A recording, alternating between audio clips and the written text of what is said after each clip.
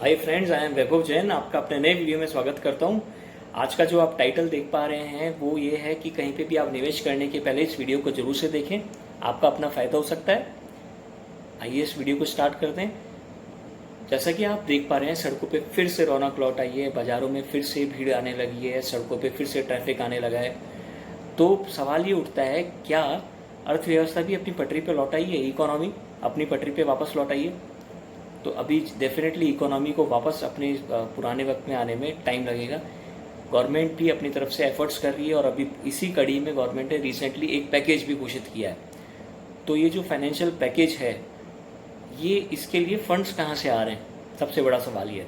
तो फंड्स जो आ रहे हैं आपके हमारे टैक्स के पैसे से, इनफैक्ट ये पैसा आ रहा है। तो इससे क्या इम्पैक्ट होने वाले हैं आगे आने वाले टाइम पे, और उससे आपके इन्वेस्टमेंट पैटर्न पे भी क्या फ़र्क पड़ेगा, उसको आज हम लोग डिस्कस करने वाले हैं। तो क्योंकि गवर्नमेंट जो है अभी जो अभी पैकेज घोषित किया है, इससे ये होने वाला है कि गवर्नमेंट के आने वाले टाइम में रिवेन्यूज़ जो है ना वो इफेक्ट हो जाएगी। तो रिवेन्यूज़ मतलब कि कमाई जो है वो इफेक्ट होगी। तो इससे बड़ा फ़ायदा, उससे बड़ा नुकसान ये होने वाला है कि फिस्कल डेफिसिट, यानी कि सीधे सीधे शब्दों में फिस्कल डेफिसिट यानी कि घाटा बढ़ जाएगा। अब एक ऐसी नई सिचुएशन पैदा हो गई है जिसमें इन्फ्लेशन तो बढ़ ही रही थी और साथ में बेरोजगारी भी बढ़ रही है। तो अब जब इन्फ्लेशन यानी कि महंगाई और बेरोजगारी दोनों एक साथ बढ़ने लग जाती है, तो उस रेयरेस्ट सिचुएशन को बेसिकली स्टैगफ्लेशन कहते हैं, इन्फ्लेशन ना कह के।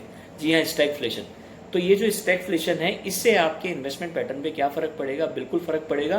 तो वो क्या फ़र्क पड़ने वाला है, बेसिकली आज हम लोग यही डिस्कस करने वाले हैं कि यहाँ पर जब आप इन्वेस्ट करने जा रहे हैं इस मार्केट में, जहाँ पे चारों ओर बहुत बड़ा कन्फ्यूज़न है, तो उस समय पर आपको कुछ बेसिक थंब रूल्स हैं इन्वेस्टमेंट के, उनका पालन करना चाहिए।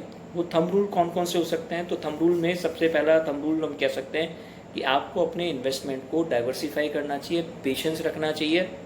तो डाइवर्सिफिकेशन से मेरा मतलब कि अगर मेरे पास में कुछ पैसा है तो उसको मैं एक साथ इन्वेस्ट नहीं करके अलग अलग जगह पर अलग अलग पॉकेट्स में लगाऊं।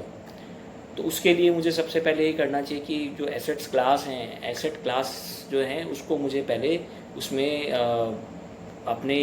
मेरे अकॉर्डिंग मेरे को अपनी एक एसेट क्लास को चुनना चाहिए। अभी एसेट क्लास कितने तरह की हो सकती है? तो मेनली एसेट क्लास जो है वो 3 तरह की होती है। तो एक तो हो गया आपका इक्विटी, दूसरा हो गया डेट, और तीसरा आप कह सकते हो money market, call money market हम जिसको जानते हैं। तो जो इक्विटी और डेट है उस पर क्या इम्पैक्ट आने वाला है? तो सबसे पहले इक्विटी से स्टार्ट करते हैं। इक्विटी के अंदर यानी कि शेयर मार्केट अगर आप निवेश करने जा रहे हैं तो बहुत सिंपल सी चीज़ें, जैसा मैंने पहला थंब रूल आपसे डिस्कस किया, डाइवर्सिफिकेशन। तो डाइवर्सिफिकेशन क्या कह रहा है कि अगर मेरे पास में लेट से 1 लाख रुपए हैं, फॉर एन एग्जांपल, अगर मेरे पास में 1 लाख रुपए हैं तो मैं उसको किस तरीके से निवेश करूं? एक तरीका है कि मैं इस 1 लाख को, क्योंकि मुझे लग रहा है कि मार्केट अभी बहुत अंडर वैल्यूड है, तो क्यों ना मैं एक साथ 1 लाख रुपए लगा दूं। एक तरीका तो ये है। दूसरा तरीका ये है कि मैं इस 1 लाख को एक बार नहीं लगा करके टुकड़ों में लगाऊं और रेगुलर इंटरवल्स में लगाऊं। ये रेगुलर इंटरवल्स वीकली भी हो सकती है, ऑल्टरनेट डेज भी हो सकता है, वीकली भी हो सकता है, मंथली भी हो सकता है। तो आप इसमें से अपने हिसाब से आप एक पर्टिकुलर कोई पीरियड आप चुन लीजिए। हो सकता है कि मैं मंथली 10 से लेकर के 15 तारीख के बीच में कोई भी एक दिन चुन लूँ और उस दिन मैं अपना एक फिक्स पैसा या फिर थोड़ा सा पैसा, लेट से 1 लाख रुपये अगर मेरे पास में निवेश करने के लिए 5-5 हज़ार रुपये करके अगर मैं निवेश करता हूँ तो भी बहुत अच्छा है। एक साथ निवेश करने से बचें, साथ में कोई अच्छा सा एडवाइज़र चुनें जो आपको राय दे सकता है।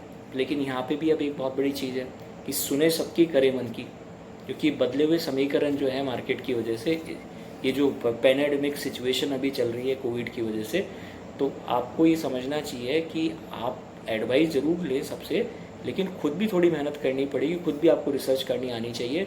रिसर्च कैसे करें, फंडामेंटल एनालिसिस कैसे करें, टेक्निकल एनालिसिस कैसे करें, उसके ऊपर मैं आगे आने वाले टाइम में वीडियोस लेकर के आने वाला हूँ। तो जब तक जितना पॉसिबल हो सके जानकारी इकट्ठी करें, उसके बाद ही पैसा लगाएं अगर आप नए निवेशक हैं तो, राइट। ओके, ट्रेडिंग से बचें, कोशिश ये करें कि लॉन्ग टर्म में जाएं आप जिस भी स्टॉक के अंदर पैसा लगाना चाहते हैं। अब पॉइंट ये आता है कि कन्फ्यूज़न को कैसे दूर करें। जब मुझे यही नहीं पता कि वो अच्छी कंपनीज कौन सी है जिनमें मुझे इन्वेस्टमेंट करना चाहिए, तो सबसे अच्छा तरीका ये कर सकते हैं आप, निफ्टी की टॉप 50 कंपनीज है, निफ्टी 50 जिसको हम कहते हैं, उन टॉप 50 कंपनीज को आप चुन लीजिए, क्योंकि वो अपने आप में एक चुना हुआ पोर्टफोलियो है। और वो ऐसे ही नहीं है, उसकी पीछे एक बहुत बड़ी वजह है इस पोर्टफोलियो को चुनने के पीछे कि ये कंपनीज वो कंपनीज हैं जो फंडामेंटली और टेक्निकली बड़ी स्ट्रांग है, फाइनेंशियली बहुत स्ट्रांग है, कि इस तरीके के छोटे बड़े जितने भी उतार चढ़ाव आते हैं इनको झेल सकती है कंपनीज कुछ लंबे समय के लिए। तो बेटर ये है ना कि जो ऑलरेडी जिस पे रिसर्च की जा चुकी है, जो चुनी हुई पोर्टफोलियो है मेरे लिए, मैं उसी के पीछे जाऊं और वहीं पे अपना निवेश करूं। अब ये सवाल उठता है कि ये टॉप 50 कंपनीज मुझे मिलेंगी कैसे। तो ये टॉप 50 कंपनीज के लिए मैं अपने डिस्क्रिप्शन के अंदर भी लिंक देने वाला हूँ। इसके अलावा अगर आप डायरेक्टली जाना चाहें तो NSE इंडिया की वेबसाइट पे जा सकते हैं, नेशनल स्टॉक एक्सचेंज, इसकी वेबसाइट पे आप जा करके इसकी लिस्ट आपको मिल जाएगी। हर कंपनी पे आप क्लिक करके उसके फंडामेंटल एनालिसिस, फंडामेंटल और टेक्निकल दोनों चीज़ें देख सकते हैं और फिर डिसीजन ले सकते हैं। अब ये डिसीजन लेने के लिए एक और तरीका है, आप क्या करें कि सेक्टर वाइज जाएँ।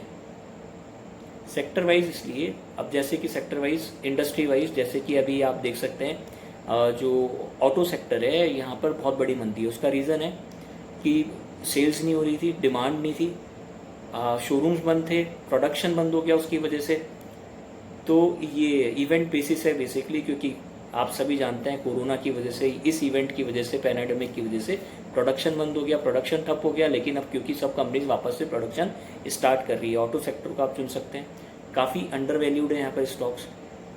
उसके अलावा और भी कई इंडस्ट्री है, बैंकिंग इंडस्ट्री है, BFSI पूरी इंडस्ट्री है जिसके अंदर आपका बैंकिंग, फाइनेंशियल कंपनीज और इंश्योरेंस कंपनीज ये सब आ जाती है। इनके स्टॉक्स की तरफ आप देख सकते हैं, फार्मास्यूटिकल स्टॉक्स की तरफ आप देख सकते हैं, FMCG मतलब कंज्यूमेबल जो गुड्स हैं उसकी तरफ आप देख सकते हैं, उनसे जुड़ी हुई कंपनी की तरफ आप देख सकते हैं, क्योंकि अब सब अपनी पुरानी शेप में वापस धीरे धीरे आ रहे हैं।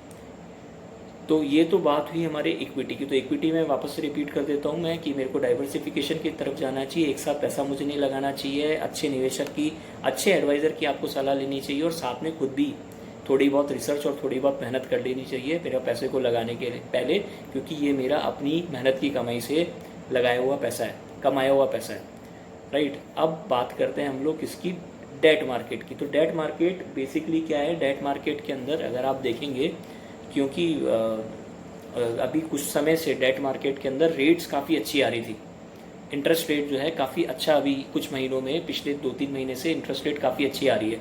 लेकिन अब इन सब चेंजेस की वजह से क्या होने वाला है कि लॉन्ग टर्म के अंदर अगर आप डेट मार्केट में फिर भी जाना चाहते हैं, डेट मार्केट में अगर आप जाना चाहते हैं तो लॉन्ग टर्म में निवेश करने की बजाय शॉर्ट टर्म या अल्ट्रा शॉर्ट टर्म फंड्स को चुनें, वो ज़्यादा फिलहाल इस सिचुएशन को देखते हुए बेटर रहेगा, राइट। अब और जितने भी मैंने अपने वीडियोस में अभी तक जितने भी टेक्निकल वर्ड यूज़ किए हैं, जैसे कि फिस्कल डेफिसिट या और भी कुछ वर्ड्स, उन सब के ऊपर मैं एक आने वाले टाइम में अलग अलग वीडियोस बनाने वाला हूँ। तो मेरे चैनल को तब तक आप देखते रहें, राइट। इसको सब्सक्राइब करें अगर आपने अभी तक नहीं किया है, इस वीडियो को लाइक करें, शेयर करें और बेल आइकन जरूर प्रेस करें ताकि मेरे जितने भी नए वीडियोज़ हैं उसकी नोटिफिकेशन आप तक सबसे पहले पहुँचे। इसी के साथ थैंक यू सो मच, जय हिंद।